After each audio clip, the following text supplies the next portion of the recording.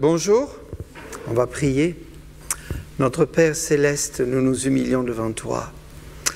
On a chanté tout à l'heure la valeur, la puissance du sang de Jésus-Christ. Père, on ne réalise pas le prix que tu as payé de laisser ton Fils venir sur la terre. Et on ne réalise pas la profondeur de l'amour de Jésus qui est descendu du ciel pour venir sur la terre et qui nous a aimés d'une façon tellement large, tellement étendue, tellement longue dans sa durée éternelle. On ne réalise pas, Seigneur. Mais Père, on sait que la croix a marqué cet amour infini.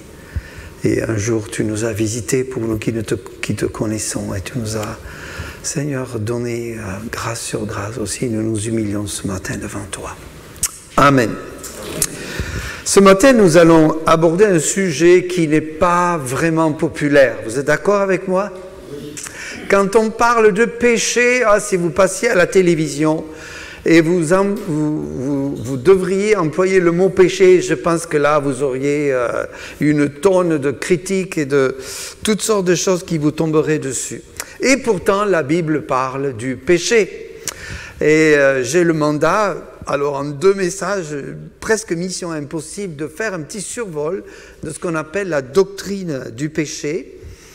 Et on va regarder tout d'abord une première partie, je l'ai intitulée « Le péché, notre ennemi mortel ». Et la deuxième partie qu'on verra dimanche prochain pour Pâques, justement, « Le péché, notre ennemi vaincu ». Évidemment, c'est par la puissance de la croix de Jésus et sa résurrection qu'on peut avoir la victoire sur le péché. En fait, le croyant a 3 ennemis, vous le savez. Oui? Vous en avez plus que ça? En fait, notre premier ennemi, c'est Satan.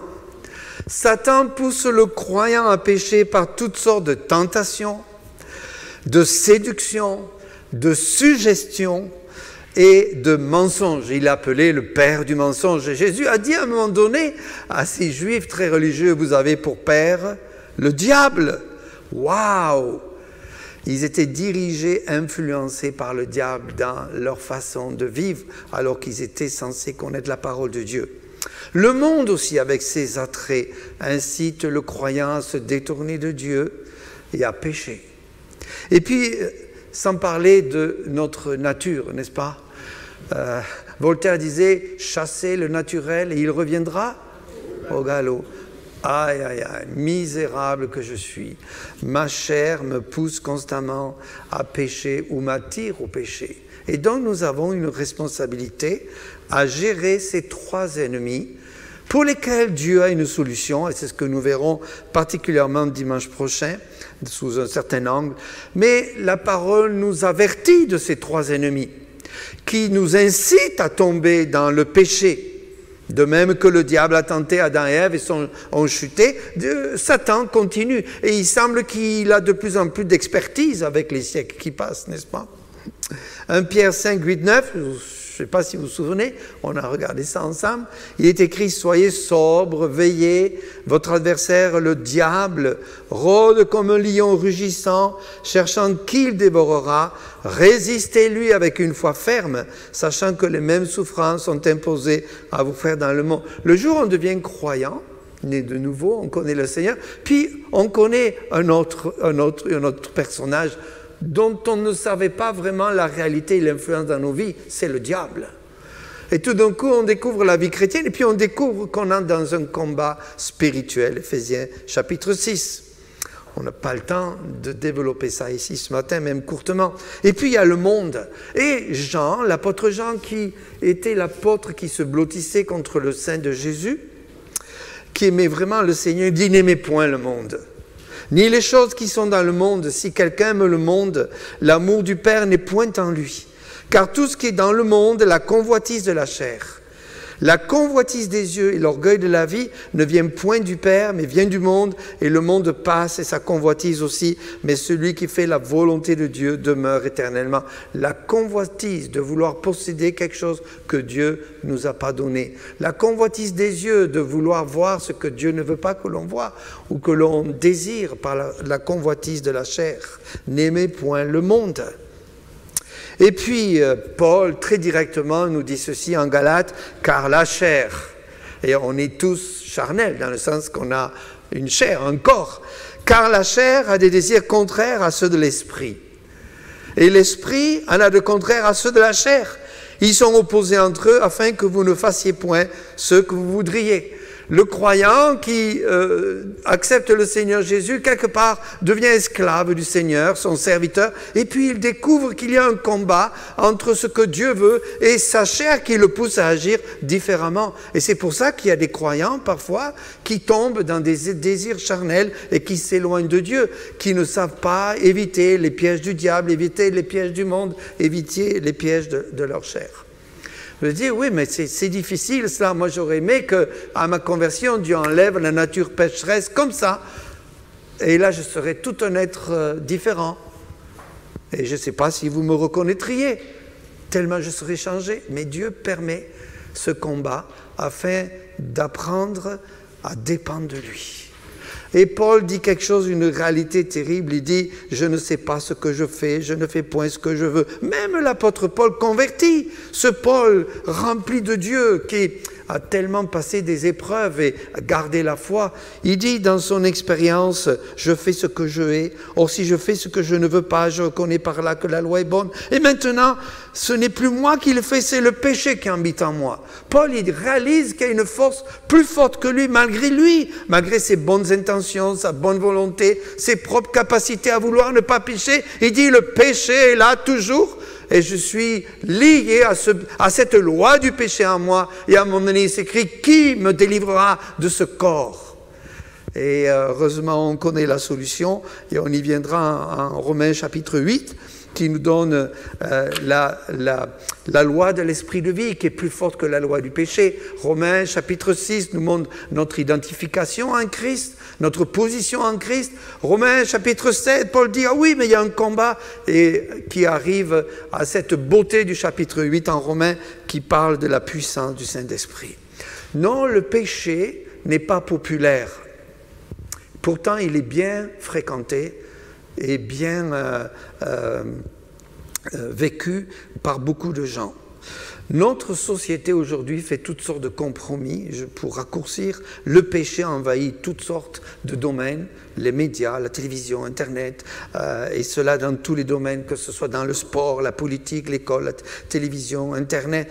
En fait, tout normalise ce que dit Dieu comme péché, comme quelque chose qui est normal. Alors, je ne vais pas entrer dans tous les détails des péchés, n'est-ce pas, qu'on peut observer autour de soi. La promiscuité sexuelle, et là on pourrait faire une longue liste.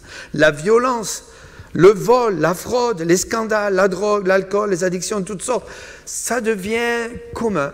On banalise ce que Dieu déclare comme péché, comme quelque chose qui fait partie de la société, qu'il faut bien vivre. Et donc il y a des lois qui sont promues. Il y a des politiciens qui poussent à des lois qui en fait poussent la société à s'éloigner de Dieu. Et cela est dangereux, parce que j'aimerais vous dire ceci, c'est que Dieu, quand il déclare que c'est péché, c'est péché. Il n'y a pas de compromis dans la pensée de Dieu, qui est saint, 3 fois saint, et tout ce que Dieu est et tout ce qu'il fait est 100% saint. Et même là, si on parle de sainteté, est-ce que nous pouvons vraiment définir ce qu'est la sainteté dans notre limitation de compréhension et surtout de vécu? Ésaïe s'écrit au chapitre 5, verset 20, « Malheur à ceux qui appellent le mal bien et le bien mal, qui changent les ténèbres en lumière et la lumière en ténèbres, qui changent l'amertume en douceur et la douceur en amertume. » Quand dans notre société on promulgue des lois qui vont à l'encontre de la loi de Dieu, nous pouvons être à genoux et prier, parce que Dieu châtie le péché, châtie les mauvaises décisions. Dieu dit qu'il y a toujours des conséquences au péché. Le péché n'est jamais neutre dans notre vie. Et ainsi, ce matin, par la grâce de Dieu, nous allons regarder ensemble différents aspects du péché, l'origine, la nature, les conséquences du péché et bien sûr, la solution que Dieu a pour nous, pécheurs. Alors, j'aimerais nous mettre assez à l'aise, malheureusement. Savez-vous que vous êtes un pécheur? Vous le réalisez? Malheureusement, la Bible dit qu'on est tous des pécheurs. Si nous disons que nous n'avons pas de péché, nous nous séduisons nous-mêmes et la vérité n'est point en nous. Jean dit, ah oui, Dieu est amour, Dieu est parfait, on doit s'aimer les uns les autres. Mais le problème qu'il y a dans nos vies, c'est le péché. Et comment traiter le péché? La première chose, c'est de le reconnaître. On ne peut pas traiter le péché dans notre vie si on ne le reconnaît pas. Je me souviens d'un jeune homme qui est venu discuter avec moi longtemps sur une difficulté qu'il avait. Jusqu'après, je ne sais plus combien de temps il a réalisé, oui, mais en fait, c'est un péché que je vis. Si on ne réalise pas que le péché, c'est péché, alors on ne le confesse pas, on ne l'abandonne pas et on ne change pas de vie parce qu'en fait, ça nous rend confortable, entre guillemets, de continuer à vivre dans le péché. Mais sache pour cela que Dieu te demandera compte. Si nous disons que nous n'avons pas péché, nous le faisons menteur et sa parole n'est point en nous. Alors, brièvement, nous allons regarder le plan ici de l'exposé de ce matin. Essayons qu'on va voir jusqu'où on va pouvoir aller, j'espère. On va définir le péché, sa terminologie, son origine, les conséquences du péché originel, l'universalité du péché, la condamnation de Dieu. Et déjà là, c'est beaucoup, n'est-ce pas? J'espère que vous allez accrocher dans ce petit voyage avec moi. Tout d'abord, qu'est-ce que le péché? Je suis sûr que si on faisait un petit sondage, ou même à la télé, si on prenait un groupe de gens, de catégories socio-professionnelles et de la vie, de tranches d'âge différentes, qu'est-ce que le péché? On serait étonné, n'est-ce pas? Mais moi, j'ai remarqué une chose. Quand nous apportons la bonne nouvelle du Seigneur, j'ai remarqué qu'il y a très peu de gens, en fait, qui nient qu'ils sont pécheurs. Alors peut-être ce n'est pas le mot péché ou pécheur, mais tout le monde reconnaît qu'on a fait des erreurs, non? Ce serait terriblement orgueilleux de penser qu'on ne s'est jamais trompé, on n'a eu que des bonnes pensées, on n'a eu que des bonnes actions, on n'a eu que des bonnes paroles dans la vie. Non, ça n'existe pas. En fait, le péché, c'est la transgression de la loi. 1 Jean 3,4 nous définit ce que c'est. Quiconque pêche transgresse la loi, et le péché est la transgression de la loi. La loi, les 10 commandements, la loi de Dieu, est un pédagogue, nous dit Galates, Paul, pour nous amener à la connaissance de Dieu, justement nous montrer que nous sommes pécheurs. Tant qu'on ne déclare pas péché dans notre vie, on ne peut pas en être délivré. Parce que la seule solution d'être délivré du péché, c'est de s'humilier, reconnaître son péché. Voir le péché comme Dieu le voit. En fait, le péché, c'est la transgression de la loi divine, pas la loi des hommes. Enfin, il y a des lois qui sont bonnes parmi les hommes, mais la loi divine. Donc le péché, j'ai marqué dans mes notes ici, c'est toute désobéissance à la volonté révélée de Dieu, notre grand législateur. Je l'ai dit plusieurs fois, mais je le répète ce matin, au cas où quelqu'un ne l'aurait pas encore entendu. Quelqu'un avait écrit dans sa Bible un jour, « Ce livre vous éloignera du péché, ou le péché vous éloignera de ce livre. » Comment on va connaître Dieu et sa sainteté, et donc se laisser transformer? C'est en lisant les Écritures. C'est là où je découvre les normes de Dieu. Pas mes propres normes, mais la norme de Dieu.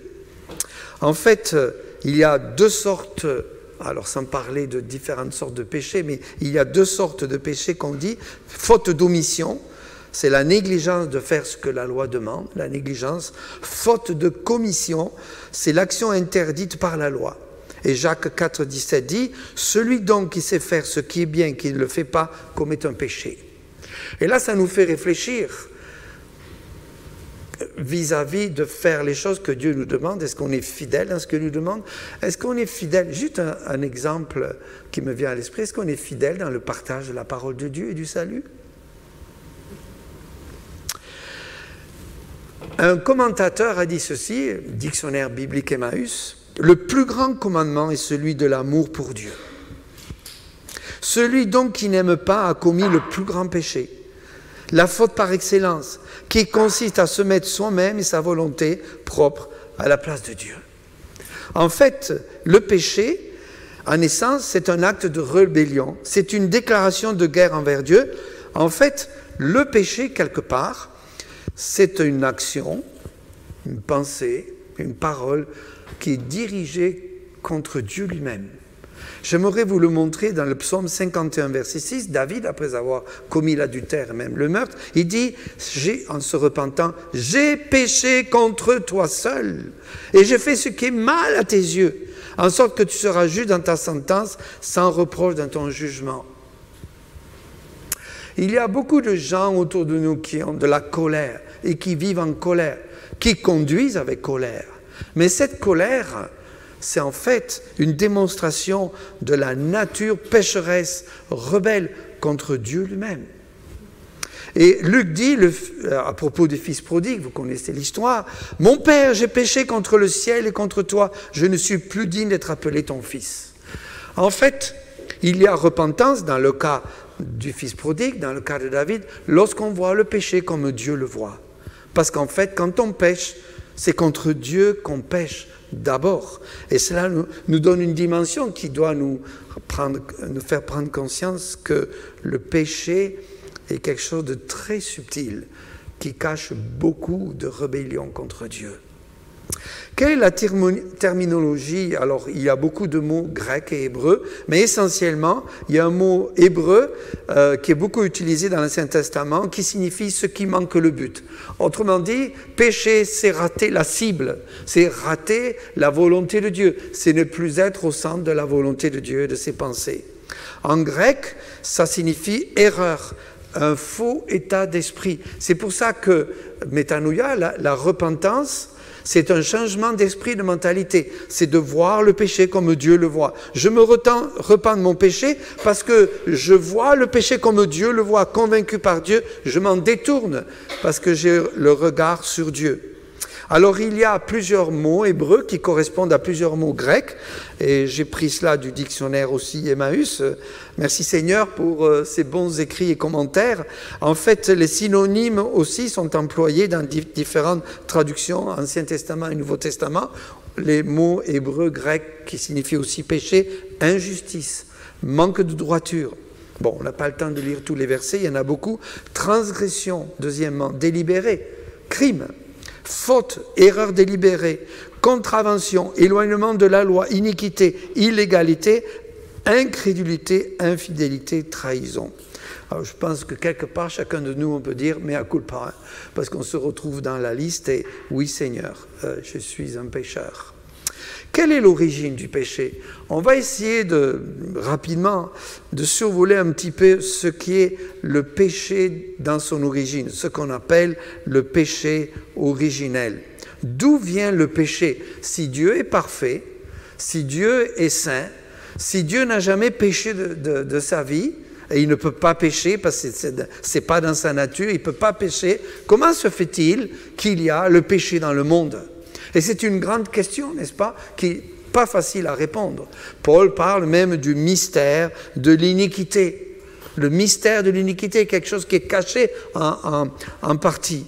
Nous avons une idée quand même d'où vient le péché. Ça se trouve, et je vous le lis, en Ésaïe 14, 13, 14, il y a un ange chérubin qui a voulu se faire égal à Dieu. Vous voyez de qui je veux parler. Tu disais en ton cœur, je monterai au ciel. J'élèverai mon trône au-dessus des étoiles de Dieu. C'est Dieu qui juge ce chérubin. Je m'assiérai sur la montagne de l'assemblée, à l'extrémité du septentrion. Je monterai sur le sommet des murs. Je serai semblable au Très-Haut. Et beaucoup de théologiens voient dans ces versets la chute de Satan. Et ici, c'est souligné, ou il faudrait souligner dans ce verset, chaque fois que l'on trouve le mot « je ». C'est Satan, je monterai au ciel, j'élèverai, je m'assiérai, je monterai sur le sommet des murs, je serai semblable au Très-Haut. Satan a voulu se faire égal à Dieu, mais c'est l'orgueil. En fait, on va dire que même chez les hommes, Le péché, c'est se prendre pour Dieu, se faire égal à Dieu. Combien de gens se révoltent contre Dieu? Contre Dieu. Ce matin, il faut que je vous raconte ça, une petite anecdote. J'aime bien mon voisin, on parle assez souvent, il est toujours en train de bricoler sur son bâtiment et autour de de la maison qu'il rénove. Et il me voit partir et dit « Bonne journée Michel ». Je dis « Ah, quand est-ce que tu viens à l'église ?» Comme ça, c'est sorti naturellement. Il m'a dit « Oh non, ça prendrait un miracle ». « Ah oui, d'accord. Alors je compte sur Dieu, mais pas sur toi », je lui ai dit. Parce que le miracle, ça vient de Dieu. Et je ne sais pas, j'ai eu cette présence d'esprit de lui dire ça. Oui, je ne peux pas le gagner au Seigneur. Des fois, il me dit, ah, tu essaies de me gagner. Hein? Je dis, non, non, de toute façon, c'est Dieu qui va te gagner. Mais je lui parle ouvertement. Je suis très naturel avec lui. Je dis, j'ai prié pour toi, etc. Mais l'aveuglement. Et on ne se rend pas compte d'où on vient. Hein? Juste souvenez-vous un instant où vous étiez avant de vous convertir. Aveuglement, péché, esclave du péché. Et malheureusement, nous naissons pécheurs. Est-ce que vous avez demandé de naître pécheur, vous? Ça vient des gènes. Et comme je dis en rigolant, ben c'est vraiment gênant parfois. Parce que franchement, on n'a pas de demander de naître pécheur. C'est la faute d'Adam et Ève. Seigneur, c'est à cause d'eux. Oui, mais quand je pêche, c'est moi qui pêche, c'est pas Adam et Ève. Et qui plus est, certainement, j'aurais péché exactement comme Adam et Ève si j'avais été dans le jardin d'Éden. Et pourtant, la Bible dit, c'est pourquoi par un seul homme, le péché est entré dans le monde et par le péché la mort, et qu'ainsi la mort s'est étendue sur tous les hommes parce que tous ont péché. D'où le titre de ce message ce matin, le péché, notre ennemi mortel. Nous mourons parce que nous péchons. Le salaire du péché, c'est la mort. Et on va plus tard définir ce que ça veut dire. Mais d'où vient ce péché? Et là, je vous invite à regarder avec moi. On va lire Genèse 3, versets 1 à 6. Allez-y, prenez vos Bibles, s'il vous plaît, prenez le temps. Ça va être projeté, mais quelque part, regardez le texte aussi, d'une manière ou d'une autre, attentivement. On va le lire ensemble, d'accord? Alors, je lis Genèse chapitre 3, versets 1 à 6. Le serpent était le plus rusé de tous les animaux des champs que l'Éternel Dieu avait fait. Il dit à la femme, « Dieu a-t-il réellement dit, vous ne mangerez pas de tous les arbres du jardin ?» La femme répondit au serpent, « Nous mangeons du fruit des arbres du jardin. Mais quant au fruit de l'arbre qui est au milieu du jardin, Dieu a dit, « Vous n'en mangerez point et vous n'y toucherez point, de peur que vous ne mouriez. » Alors le serpent dit à la femme, « Vous ne mourrez point. Mais Dieu sait que le jour où vous en mangerez, vos yeux s'ouvriront,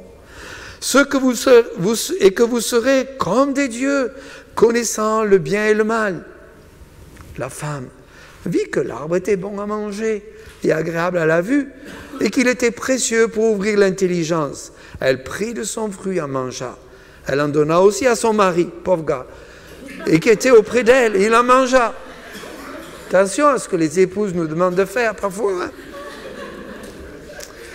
On va regarder un petit peu le processus du péché ici. Premièrement, Satan est connu comme une personne rusée, le plus rusé. Alors évidemment, c'est une métaphore. Satan n'est peut-être pas venu au travers d'un serpent. En tout cas, ceci dit, il a parlé à Ève. Parfois, c'est dangereux quand des gens parlent à une femme isolée. Vous ne trouvez pas? Elle est peut-être plus fragile. Moi, je pense qu'Ève, elle était assez ouverte comme personne. Tiens, quelqu'un me parle. C'est dangereux quand on est un peu curieux, n'est-ce pas? On prête l'oreille à, mais on devrait faire attention. C'est pour ça que Dieu a donné un mari à côté de nous, qui est comme un parapluie sous lequel se réfugie la femme pour être protégée. Maintenant, il faut que le parapluie soit en bon état, n'est-ce pas? Et que l'autorité soit là. Et donc, il a profité de l'isolement d'Ève quelque part pour commencer à discuter avec elle. Voilà ce que dit un commentateur. En fait, Satan dit à Ève, est-il vrai qu'il vous empêche de jouir de cet endroit? Vous ne prenez pas tout, c'est pas normal. Cela ne ressemble pas à quelqu'un de vraiment bon et gentil. Il doit y avoir une erreur. Il fit naître le doute quant à la compréhension qu'avait Ève de la volonté de Dieu, et déguisé en ange de lumière, il amena à une interprétation prétendument plus juste. Qu'est-ce que fait Satan aujourd'hui? Il fait la même chose. Il est rusé, il met le doute sur la parole de Dieu. Et même, qui plus est, il nous pousse à interpréter la Bible différemment de la façon avec laquelle elle a été inspirée. C'est pour ça que Paul dit en Timothée, toute écriture est inspirée de Dieu. Et il faut comprendre les Écritures, il faut lire les Écritures, il faut s'imprégner des Écritures. Il faut manger les Écritures hein, comme une nourriture céleste. Tous les jours, la ruminer afin qu'elle descende dans nos entrailles spirituelles et qu'elle nous domine dans nos cœurs afin de connaître la pensée de Dieu. Parce que Satan trouve dans nos vies des terrains favorables où atterrir. Et si on le laisse atterrir, attention, danger. Ne le laissons pas non plus de nous bombarder d'en haut, n'est-ce pas? Nous devons être protégés. Nous devons nous éloigner le plus possible de Satan. Quelle est l'erreur de la femme ici? Il met le doute, il transforme l'interprétation de ce que Dieu a réellement dit à Adam et Ève. Elle commence à discuter avec lui. Ça, c'est une erreur. C'est pour ça que le croyant est appelé à discerner ce qui vient de Dieu, ce qui vient de sa chair et ce qui vient du malin. Parce que si on prête l'oreille au malin, une porte entrouverte est facilement après ouverte grandement. Vous voyez, une porte fermée, c'est fermé. Mais vous pouvez pousser, si vous ne poussez pas la poignée vers le bas pour ouvrir, la porte reste fermée si vous appuyez sur la porte. Mais si la porte est entrouverte, vous poussez un peu, la porte peut être grande ouverte. Et c'était le cas d'Ève. Elle a discuté avec Satan. Et c'est un problème, je ne sais pas vous, moi j'ai ce problème, parce que Satan, il suggère toutes sortes de choses, il essaie d'attaquer nos pensées pour nous amener sur un terrain qui n'est pas le terrain de Dieu. Et si on ne discerne pas rapidement, et c'est souvent lié à la connaissance de la parole, ah mais ça vient du malin, ça vient du malin, arrière de moi Satan. Alors l'ennemi voudrait mettre un pied dans notre vie, et plus qu'un pied, n'est-ce pas? On a lu tout à l'heure qu'il est comme un lion rugissant, cherchant qui dévorera. Je le redis, tant pis si je vous l'avais déjà entendu de ma bouche. Vous connaissez l'histoire de la petite fille? Qu'est-ce que tu fais toi quand Satan frappe à ta porte? Elle dit, merci Cécilia, j'envoie Jésus répondre. Retenez que cela, mais c'est important. Quand Satan vient nous attaquer, qu'est-ce qu'on fait? Est-ce qu'on combat avec nos forces ou on combat avec la force que Jésus-Christ en nous? Et gloire à Dieu, parce que vous savez, Satan, il est tout puissant. Il a des millions, des myriades et des myriades d'anges déchus qui veulent nous attaquer. Donc, il ne faut pas discuter avec Satan. Il faut se réfugier en Christ. Satan ment et trompe Ève. Vous ne mourrez pas. Tiens, pourquoi il dit ça? Il répète, mais il le met sous un angle, n'est-ce pas, très subtil, pour dévier Ève de ce que Dieu, a réellement dit.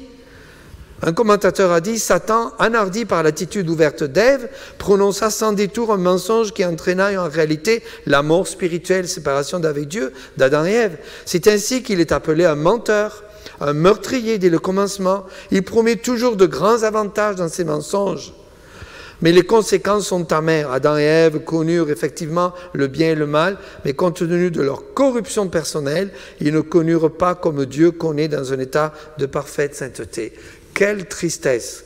Je veux dire, mais moi j'étais pas là, c'est Adam et Ève qui ont péché. Oui, mais si on avait été là, comment aurait-on réagi? Et Satan, finalement, dans le passage qu'on a lu, je reviens au passage, verset 6, il dit ceci, voilà, je l'ai sous les yeux, la femme vit que l'arbre était bon à manger et agréable à la vue et qu'il était précieux pour ouvrir l'intelligence. C'est incroyable comme Satan fait valoir des avantages apparents. Et finalement, c'est la perte de l'âme et c'est la séparation d'avec Dieu. Alors, Ève, elle décida, sans savoir vraiment ce qu'elle faisait, que Satan disait la vérité et qu'elle avait mal compris Dieu. C'est subtil comment comme Satan veut nous faire croire qu'on n'a pas compris ce que Dieu veut. Je vais vous donner un petit secret que j'ai découvert Et j'ai entendu ça, mais je peux dire qu'on peut le vivre chacun de nous. Nous ne devons pas remettre en cause les jours de ténèbres, ce que Dieu nous a montré dans la lumière. Nous ne devons pas remettre en cause les jours mauvais des ténèbres, où tout semblait mal, ce que Dieu nous a montré dans la lumière. Et même si ça va contre notre volonté, nos émotions, notre intelligence, c'est non au péché et c'est non au diable. Amen. Les conséquences du péché original. Alors il faut lire là, excusez, je ne l'ai pas mis sur l'écran parce que c'est un peu long, mais c'est Genèse chapitre 3. J'aimerais que vous lisiez Genèse chapitre 3 et versets 7 à 24 avec moi. Genèse 3, versets 7 à 24. Et on va voir qu'il y a 5 principales conséquences dues à la chute d'Adam et Ève. J'allais dire Romains. Genèse chapitre 3, versets 7 à 24. C'est bon? On lit les Écritures ensemble ce matin. C'est beau. Les yeux de l'un et de l'autre s'ouvrirent, ils connurent qu'ils étaient nus, ayant connu des feuilles cousues, des feuilles de figuier, ils s'en firent des ceintures. Alors ils entendirent la voix de l'Éternel Dieu qui parcourait le jardin vers le soir, et l'homme et sa femme se cachèrent loin de la face de l'Éternel Dieu, au milieu des arbres du jardin. Mais l'Éternel Dieu appela l'homme et dit, « Où es-tu » Il répondit, « J'ai entendu ta voix dans le jardin, et j'ai eu peur, parce que je suis nu, et je me suis caché. » Et l'Éternel Dieu dit, « Qui t'a appris que tu es nu? Est-ce que tu as mangé de l'arbre dont je t'avais défendu de manger ?» L'homme répondit, « La femme, la femme que tu as mise auprès de moi m'a donné de l'arbre et j'en ai mangé. » Aïe, aïe, aïe, aïe, aïe. Et ça ne change pas, hein. Souvent les maris, on accuse les épouses. Hein. Et l'Éternel Dieu dit à la femme, « Pourquoi tu fais cela ?» La femme répondit, « Le serpent m'a séduite. » Tiens, elle a compris. Et j'en ai mangé. L'Éternel Dieu dit au serpent, « Puisque tu as fait cela, tu seras maudit entre tout le bétail, entre tous les animaux des champs. Tu marcheras sur ton ventre et tu mangeras de la poussière tous les jours de ta vie. Je mettrai une inimitié entre toi et la femme, entre ta postérité et sa postérité. Celle-ci t'écrasera la tête et tu lui blesseras le talon. » Il dit à la femme, « J'augmenterai la souffrance de tes grossesses. » Aïe, aïe, aïe. « Et tu enfanteras avec douleur. » Aïe, aïe, aïe. « Et tes désirs se porteront vers ton mari. » Ah oui. « Mais il dominera sur toi. » Ce que les femmes ont du mal à accepter parfois. Il dit à l'homme, « Puisque tu as écouté la voix de ta femme et que tu as mangé de l'arbre au sujet duquel je t'avais donné cet ordre, tu n'en mangeras point. Le sol sera maudit à cause de toi. C'est à force de peine que tu en tireras ta nourriture tous les jours de ta vie. Il te produira des épines et des ronces et tu mangeras de l'herbe des champs. C'est à la sueur de ton visage que tu mangeras du pain, jusqu'à ce que tu retournes dans la terre d'où tu as été pris, car tu es poussière, et tu retourneras dans la poussière. » Adam donna à sa femme le nom d'Ève, car elle a été la mère de tous les vivants. L'Éternel Dieu fit à Adam et à sa femme des habits de peau. Il les a revêtus. Alors, c'est la rédemption, mais on n'a pas le temps de voir la richesse de chaque verset, n'est-ce pas? Parce que ce n'est pas l'objet à l'instant de ce que je veux vous montrer. L'Éternel Dieu dit, « Voici l'homme est devenu comme l'un de nous, pour la connaissance du bien et du mal. Empêchons-le maintenant d'avancer sa main, de prendre de l'arbre de vie, d'en manger et de vivre éternellement. » Et l'Éternel Dieu le chassa du jardin d'Éden pour qu'il cultive la terre d'où il avait été pris. C'est ainsi qu'il chassa Adam et mit à l'orient du jardin d'Éden les chérubins qui agissent une épée flamboyante pour garder le chemin de l'arbre de vie. Il y a 5 conséquences à cause du péché originel sur l'humanité. Premièrement, Adam et Ève s'engagent dans une rupture de relation avec Dieu. Et il est écrit, l'homme et sa femme se cachèrent loin de la face de l'Éternel. Quand on s'éloigne de la face de l'Éternel, c'est que quelque part, il y a quelque chose qui ne va pas. Vous avez remarqué? Quand j'essaie de prier, que je ne suis pas en communion avec Dieu, quelque part, il y a quelque chose qui ne va pas. On a envie de se cacher, de fuir. Bon, je ne lis plus la Bible, je ne prie plus. Là, vous êtes dans un état grave, là. Parce que ça peut avoir des conséquences importantes dans la vie. s'éloigner de Dieu, et ainsi de suite. Il fuit. Il y a rupture relationnelle. Deuxièmement, la colère de Dieu contre le péché se manifeste. Il chassa Adam. Mais être chassé du jardin d'Éden, c'est terrible parce que c'était un endroit paradisiaque où l'homme et la femme auraient pu vivre pour toujours, puisqu'il y avait l'arbre de vie, ils auraient pu vivre sur terre, dans une terre sans pollution, sans péché. Un idéal, si vous voulez. Bon, après, Dieu a transformé le mal en bien, puisque par la croix et la résurrection, on va vivre maintenant dans l'éternité, nous qui avons été rachetés. Ça, c'est la grâce de Dieu. Mais Dieu chasse Adam. J'aimerais vous dire une chose. Le péché amène toujours des conséquences et un châtiment de Dieu. Le péché entraîne toujours le châtiment de Dieu. Qui que nous soyons, on doit faire face aux conséquences de notre péché et les confesser, le péché, et demander pardon à Dieu. Toute la race, troisième conséquence, a été contaminée par le péché. Désolé, on en fait partie. On ne le voulait pas à la naissance. Enfin, on n'était pas conscient, mais on n'a jamais dit Alléluia en naissant, et dans nos cœurs, naturellement, on est rebelle contre Dieu. C'est notre nature pécheresse. Ah, c'est terrible, n'est-ce pas? Mais Dieu a une solution pour ça. Venez dimanche prochain, c'est Pâques, on en parlera. La terre physique subit la malédiction prononcée sur l'homme. Puisque tu as écouté la voix de ta femme et que tu as mangé de l'arbre au sujet duquel je t'avais donné cet ordre, tu n'en mangeras point, le sol sera maudit à cause de toi. Vous souffrez parfois au travail. C'est difficile de bêcher, de cultiver. C'est difficile d'aller au travail tous les jours. C'est pénible quand même. Moi, je préfère être au soleil, en Espagne, au bord de la mer, et rien faire, juste me dorer la pilule au soleil. C'est peut-être une fausse conception du jardin d'Éden, n'est-ce pas? Mais en tout cas, sur Terre, chacun, on essaie de trouver un petit peu son paradis, n'est-ce pas? Être bien. Bien dans sa peau, bien en famille, et bien avec Dieu, évidemment, vous avez compris, pour le paradis retrouvé. Mais le travail, c'est dur. Pourtant, Dieu nous dit de travailler aujourd'hui, on est obligé de travailler, mais ce n'est pas facile. En plus, la femme accouche avec douleur. C'est très rare qu'une femme n'accouche pas avec douleur. C'est très rare.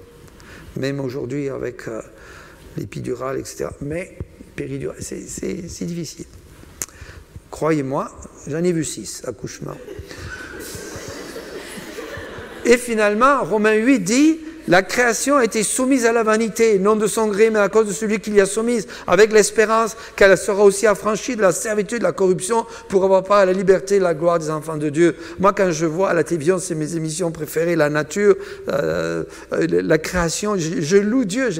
J'aime beaucoup voir toutes ces émissions où on parle de la beauté de la nature, des animaux aussi, c'est extraordinaire comment Dieu a créé ce qui est grand, ce qui est petit, mais c'est incroyable la variété de Dieu dans la création. Mais pourquoi un lion a toujours envie de manger une chair ou tout ça? C'est pas normal, non? Vous trouvez ça normal? Ou? Bon, il a été fait peut-être pour ça. Mais un jour, la Bible dit dans Ésaïe, quand il y aura le millénium, il va brouter de l'herbe. On va pouvoir le caresser, et il ne va pas nous manger. Pourquoi? Parce qu'il va être transformé. Dieu va transformer la terre. La terre a été maudite, mais pendant le millénium, Dieu, puisqu'il a racheté l'homme à la croix et la terre. Si vous lisez Romains chapitre 8, un jour la terre sera transformée. Il y aura des nouveaux cieux et nouvelles terres. Bon, alors ça c'est un autre sujet passionnant. Malheureusement, le cinquième point, l'universalité du péché. L'homme par hérédité est porté vers le péché. David reconnaît après avoir péché, finalement je suis né dans l'iniquité et ma mère m'a conçu dans le péché. Alors, ce n'est pas une excuse, c'est la faute de ma mère, parce que c'est toujours la faute de l'autre. Adam, c'est la faute d'Ève. Hein. Peut-être aussi, c'est la faute d'eux. Mais quelque part, David est en train de dire, il y a une nature en moi qui me porte à pécher. La nature pécheresse de mon cœur est comme une loi de la pesanteur qui pèse sur moi. Je me lève le matin, je veux vivre dans le Seigneur, et puis il y a comme la loi de la pesanteur qui dépend du nombre de kilos qu'on a chacun sur nos corps. Mais quelque part, cette loi est toujours là. On a besoin d'avoir une autre dimension pour être vainqueur sur cette loi du péché. Il n'empêche pas moins qu'on est lié. Et Job dit dans son malheur, comment d'un être souillé sortirait-il un homme pur? Il n'en peut sortir aucun. C'est la nature humaine. Et tout être humain, j'ai marqué, est contaminé par le mal dans ses pensées, ses actions, ses paroles, ses sentiments et sa volonté. Genèse 6, la Bible dit, l'Éternel vit que la méchanceté des hommes était grande sur la terre et que toutes les pensées de leur cœur se portaient chaque jour uniquement vers le mal. Ésaïe parle, une fois qu'il a vu Dieu en vision, « Malheur à moi, je suis perdu, car je suis un homme dont les lèvres sont impures. J'habite au milieu d'un peuple dont les lèvres sont impures, et mes yeux ont vu le roi, l'Éternel des armées. » Tite dit, nous aussi, nous étions autrefois insensés, désobéissants, égarés, asservis à toute espèce de convoitise et de volupté, vivant dans la méchanceté, dans l'envie, dignes d'être haïs, en nous haïssant les uns les autres. Éphésiens 2,3 dit que nous étions de leur nombre, et nous vivions autrefois selon les convoitises de notre chair, accomplissant les volontés de la chair de nos pensées, et nous étions par nature des enfants de colère comme les autres. Et parfois, on oublie, les croyants, nous, d'où on est sortis. On va terminer avec le dernier point que je voudrais développer le plus rapidement possible. La condamnation de Dieu. La condamnation de Dieu, elle est tout d'abord universelle. C'est pourquoi par un seul homme, le péché est entré dans le monde et que par le péché, la mort, et qu'ainsi la mort s'est étendue sur tous les hommes parce que tous ont péché. Le salaire du péché, c'est la mort. Quand on montre ça à quelqu'un dans la Bible, mais tu n'as jamais péché, pourtant tu vas mourir. Sais-tu que tu vas mourir? Ça, tout le monde sait quand on meurt. Hein? La Bible dit et ajoute, il est donné aux hommes de mourir une seule fois. La réincarnation, pas de place là. Une seule fois, après quoi vient le jugement. Le salaire du péché, c'est la mort. La mort, dans le grec, c'est un mot qui signifie séparation. La mort physique, c'est la séparation de l'âme et du corps.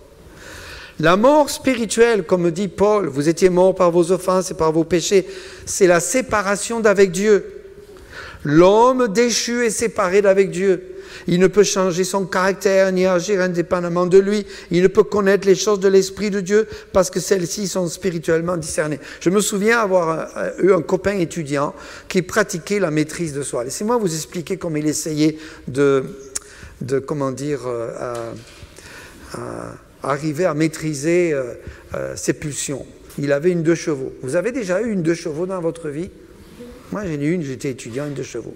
Pour doubler, il faut être en pente, il faut avoir le vent qui vous pousse derrière, et vous êtes sûr que vous doublez ou un tracteur ou un petit camion. Mais si vous n'avez pas trop de temps, et si vous n'avez pas assez d'élan, n'essayez pas. Vous êtes en danger de mort, parce qu'une 2 chevaux, c'est une tortue sur le chemin. Et mon copain m'a dit, moi, pour maîtriser, alors il n'était pas chrétien, moi, pour me maîtriser, j'ai mis une cale de bois, parce que je ne veux pas appuyer trop sur ma pédale de ma 2 chevaux. Vous croyez que ça change quelque chose, ça? Vous croyez qu'il a eu plus de maîtrise? Moi, je me serais énervé que ça ne marche pas. En fait, tout être humain essaye de se maîtriser d'une manière ou d'une autre. Il y a ceux qui cachent leurs sentiments.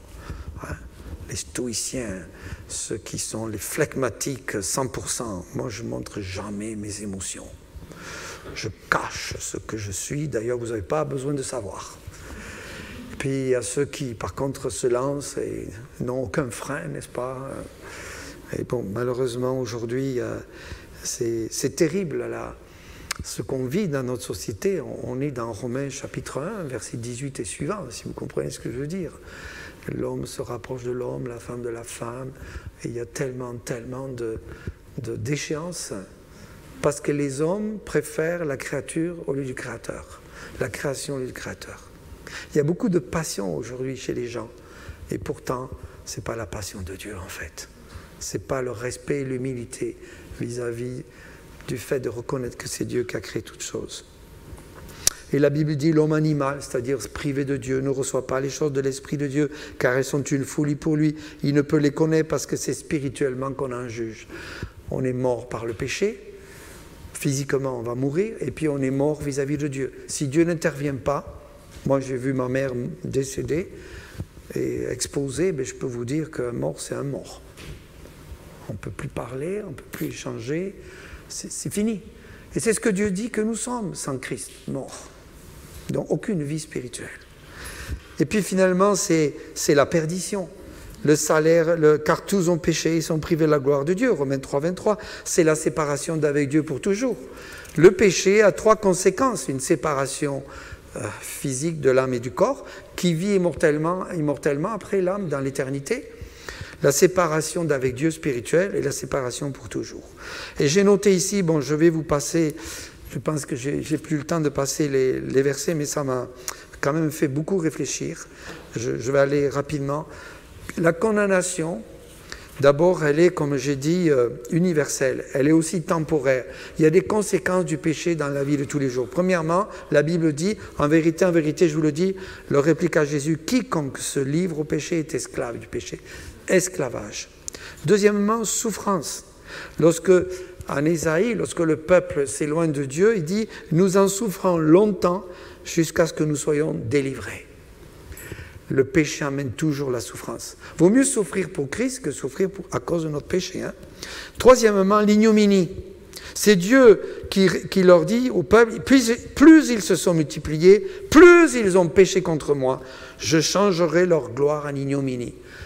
Le péché amène la honte dans la vie du pécheur. Nuisance de l'âme. Quatrièmement, celui qui pêche contre moi nuit à son âme, tous ceux qui me haïssent aiment la mort. Donc le péché prive une personne d'une quiétude, de la paix et amène certains tourments. Il y a combien de gens qui se tourmentent, ils se demandent ce qui se passe dans leur vie parce qu'ils ont tout simplement, ils subissent les conséquences de leur péché ou ils ne sont pas dans la volonté de Dieu. Et Dieu permet ça pour que cette loi où on devrait être heureux, dans la conscience, nous dit, mais non, mais il y a autre chose. Il faut chercher autre chose. Et c'est pour ça que nous sommes venus au Seigneur, parce que nous en avions marre de nos péchés, non? Et de notre incrédulité. Le malheur poursuit ceux qui pêchent, mais le bonheur récompense les justes. Rupture de communion. Non, la main de l'Éternel, qu'est-ce que j'aime ce verset, n'est pas trop court pour sauver, ni son oreille trop dure pour entendre. Mais voilà le verdict de Dieu. Ce sont vos crimes qui mettent une séparation entre vous et votre Dieu. Ce sont vos péchés qui vous cachent sa face et l'empêchent de vous écouter. Un dernier point, le jugement. Je lis en Ecclésiaste. Jeune homme, réjouis-toi dans ta jeunesse. Livre ton cœur à la joie pendant les jours de ta jeunesse. Marche dans les voies de ton cœur, selon les regards de tes yeux. Comme si c'était intéressant. C'est le fun de faire tout ça. Ah oui, mais sache que pour tout cela, Dieu t'appellera en jugement. Bannis de ton cœur le chagrin, éloigne le mal de ton corps, car la jeunesse et l'aurore sont vanité. Et finalement, la conséquence terrible du péché, c'est le jugement éternel, qui est la séparation d'avec Dieu pour toujours. Je vis un grand trône blanc et celui qui était assis dessus. La terre et le ciel s'enfuirent devant sa face, il ne fut plus trouvé de place pour eux. Et je vis les morts, les grands et les petits, qui se tenaient devant le trône de jugement, pas le trône de la grâce. Des livres furent ouverts, et un autre livre fut ouvert, celui qui est le livre de vie. Et les morts furent jugés selon leurs œuvres, d'après ce qui était écrit dans ces livres. La mer rendit les morts qui étaient en elle, la mort et le séjour des morts rendirent les morts qui étaient en eux, et chacun fut jugé selon ses œuvres. Et la mort et le séjour des morts furent jetés dans les temps de feu. C'est la seconde mort, c'est la séparation d'avec Dieu pour toujours, séparé de Dieu pour toujours. Quiconque ne fut pas trouvé écrit dans le livre de vie fut jeté dans les temps de feu. Vaut mieux, bien-aimé, se laisser juger, vous le savez, se laisser juger par Dieu sur terre, reconnaître qu'on est coupable et être pardonné pour aller au ciel, que d'attendre un jugement dernier qui condamne et amène loin de Dieu pour l'éternité ceux qui ont refusé de croire à la croix de Jésus. Et c'est ce que nous verrons dimanche prochain. Dieu a une solution au péché. Et sa grâce abonde là où le péché a surabondé, il nous est écrit. Il y a un avertissement, et je termine avec ça, qui nous est donné en nombre. Mais si vous ne faites pas ainsi, vous péchez contre l'Éternel, sachez que votre péché vous atteindra. Exode 34. L'Éternel passa devant lui et s'écria « Éternel, Éternel, Dieu miséricordieux et compatissant, lent à la colère, riche en bonté et en fidélité, qui conserve son amour jusqu'à 1000 générations, qui pardonne l'iniquité, la rébellion et le péché. » Il y a toujours un espoir pour le pécheur, s'il croit à la grâce et au pardon de Dieu. Mais il ne tient pas le coupable pour innocent. Et qui punit l'iniquité des pères sur les enfants des enfants jusqu'à la 3e et à la 4e génération. L'idée, qui ne tient pas le coupable pour innocent. Ne vous y trompez pas, termine Paul en Galates à ce sujet, on termine avec ça, ne vous y trompez pas. Ne vous y trompez pas, on ne se moque pas de Dieu. Ce qu'un homme aura semé, il le moissonnera aussi. Celui qui sème pour sa chair moissonnera de la chair la corruption, mais celui qui sème pour l'esprit moissonnera de l'esprit la vie éternelle. Il y a un contraste terrible, n'est-ce pas, entre se livrer au péché et puis connaître Jésus et marcher par l'esprit qui nous donne la victoire sur le péché. Juste une petite question que j'aimerais vous poser. Vous écoutez la radio, vous regardez des émissions à la télévision qui parlent de ce monde, la guerre, tous les problèmes de ce monde, la violence, la guerre terrible, les enfants tués, les femmes violées, l'égoïsme, la corruption, le mensonge, c'est fou tout ce qu'on entend. On n'a plus envie, c'est déprimant d'écouter les nouvelles parce qu'elles sont toujours mauvaises, vous ne croyez pas ? Mais d'où vient ce problème, en fait, de ce monde? Il y a une réponse. C'est le péché. C'est le péché. Le péché n'est pas réglé dans la vie tant qu'il n'y a pas conversion. Et tant que le péché n'est pas réglé, le monde est déréglé. C'est un avertissement de voir le péché comme Dieu le voit ce matin et de nous éloigner par la grâce de Dieu le plus possible. Et c'est séparer, c'est abandonner le péché afin que Jésus vive sa vie en nous pour le glorifier, lui qui nous a tant aimés, qui a donné sa vie à la croix. N'aimons pas le péché, mais aimons Dieu de tout notre cœur, de toute notre âme, de toute notre pensée. Seigneur, aie pitié de nous. Nous sommes des pécheurs, nous avons besoin de ta miséricorde dans notre vie. Et nous voulons abandonner le péché, nous voulons vivre pour toi. Et si quelqu'un ce matin avait une difficulté particulière, Seigneur, qui a besoin d'aide, de prière, de compréhension, je prie, Seigneur, qu'il vienne à toi, tel qu'il est, tel que je suis, je viens à toi, Seigneur. Chacun de nous, Père, on confesse nos péchés parce qu'on est pécheurs, mais tu nous gracies. Et je te prie ce matin, Père, que s'il y avait parmi nous quelqu'un qui a un problème, une lutte, je te prie, Père, d'intervenir, de pardonner, de faire grâce, de transformer par le nom de Jésus seul. Amen. Amen.